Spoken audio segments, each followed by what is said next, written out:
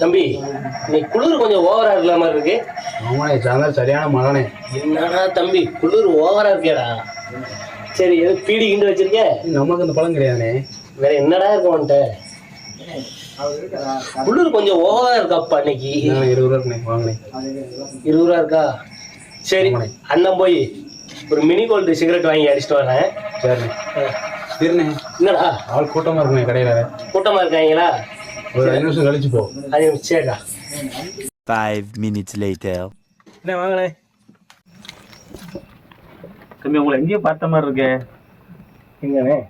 நீங்க யார் முத்துசாமி மகனா? ஆமாண்ணே. நானும் உங்க அப்பா ஒன்னா படிச்சது தம்பி. சாம்பார் ஆப்பு எனக்கு.